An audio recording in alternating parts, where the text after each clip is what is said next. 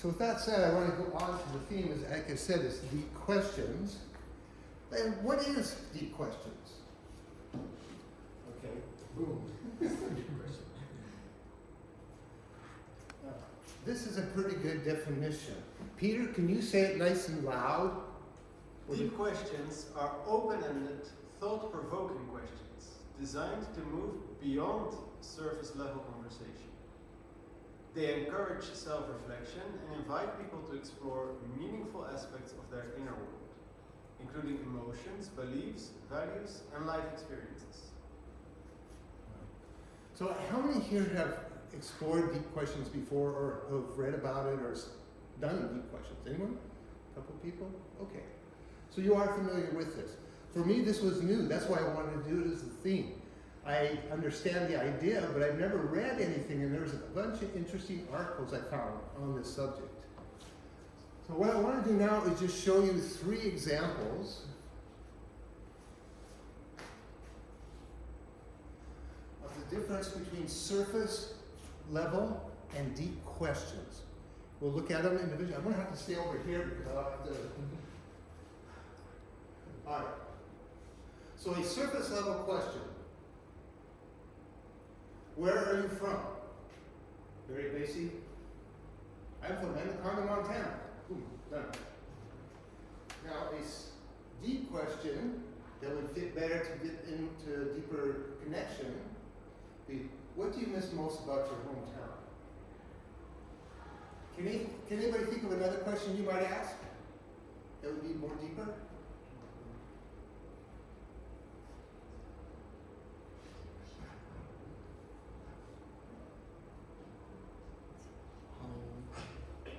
Okay. How do you feel about moving to another country or another city? Oh, okay. That would be one, Peter. What was it like growing up in whatever place you're from? All right. What was it like growing up in Yeah. So you can learn more about the person and where they're from. All right, let's go on to the next one. So here's a surface level question. What do you do for work? And the question, what's the most rewarding part of your work? Find out what they really like about it, what they get out of it. And the last one would be, who is your best friend? Of course, I'm everybody's best friend. But then, for a deep question, what is it about your best friend that makes your bond so strong? That would be an interesting question.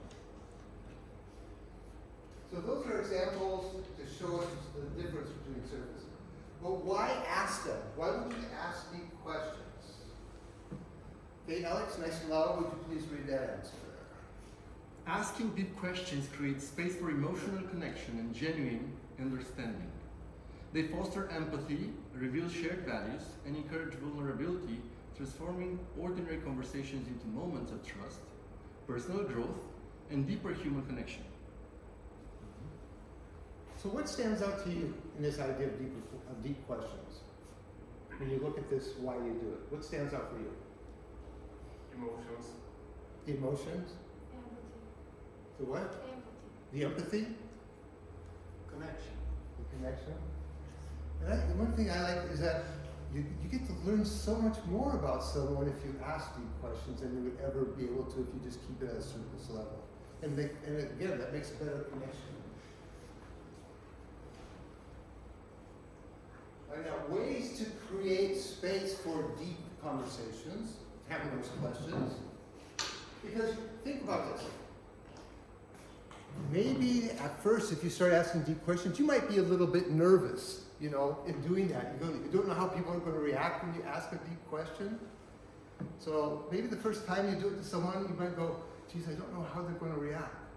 But there are things we can do to create the environment or make a space so that it's more open for doing these type of questions.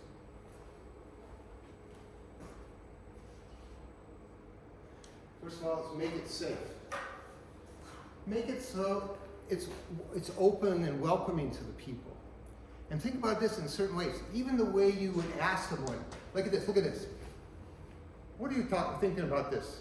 The way you present yourself can create a connection and open and have them ready to be able to talk. So you want to have good eye contact, smiles, and open gestures. Would be keep it We'll safe. do this. I'll sit there. Can you give me Oh. a sign? I should have thought it earlier to make it sound. Okay. All right, go on to the next one. Be curious. When you're asking questions of people, really want to understand and know things about them. If you're curious, that's going to come across to them, and it's also going to help you to really focus on what their answers are. So being curious about other people and what's going on in their life creates a good environment for those questions to be asked, and they're ready. They see that you really want to know something. Okay, next one. Listen fully. All right. What do we call this? Active listening. That we really listen to what they're saying, and actually you could take and when you're listening, you don't want to interrupt them, but if it comes to a point where you can ask another question to connect even more, by listening carefully and fully, you're ready to ask more questions to learn even more. So it's good to really have that active listening. Alex, next one. Be patient. And by this I mean sometimes people will just stand there or they'll think for a while. Be comfortable with the silence. Give them some space to think about what their answer is. Okay, Alex? And last one, lead with openness. And all this means is that you be open in what you share. If you're being open and transparent and sharing with that other people, then they're going to probably want to return that. So you create the environment by how open you are, how honest and open you are. So these can help you to get into those deep questions. Now, examples of key relationships. I asked ChatGPT for these answers, okay? Let's go on to the first one. Romantic relationships. That's the answer give me. I think you guys could probably come up with better ones than this, okay? But what helps you feel most seen, understood, and loved in a relationship?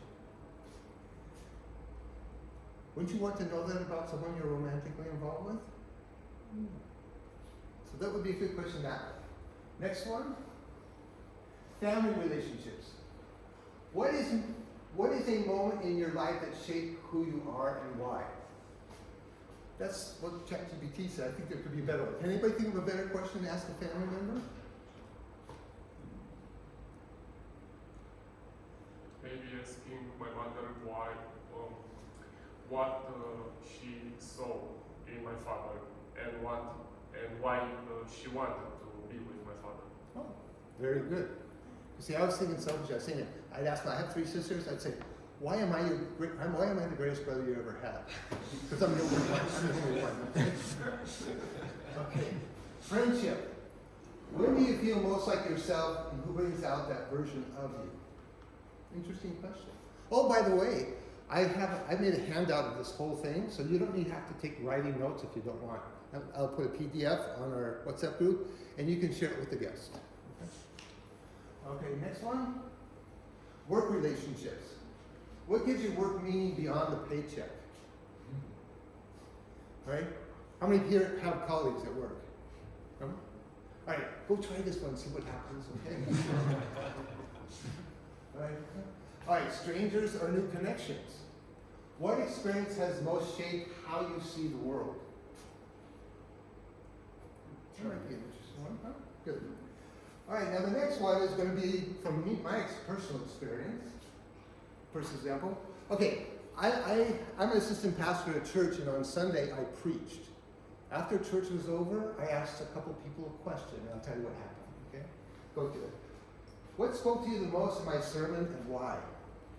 It was interesting. I asked 2 young guys in their 20s. First guy, he had a great answer. He came out with it. He just let me think, 15 seconds, and then he had a very good answer. Then this other young guy comes up to me afterwards, and he goes, I really liked your sermon.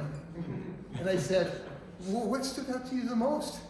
And you could see panic in his eyes. He couldn't think, and I just give him time. He thought for a while, and I could just see that he was getting more uncomfortable.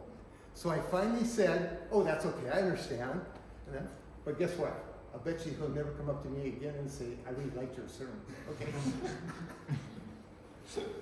So this gives you some idea. So I am not used to doing this, so I just started doing this at church. But you can do it with our relationship. Even in our Toastmaster Club, after the meeting, we could ask deep questions of the guests, huh? So there's many opportunities in life to get into better questions, deeper questions, so that we connect better with people, and we can learn a lot from them in that process. Learn about them and learn from them, especially when they're sharing their life experiences. So this can be a very positive thing in our life. Right, now what we're going to do, we're going to watch a TEDx video that deals with deep questions. It says how to have better conversations. And this is Charles Duhigg. Okay? Now, go to the next one.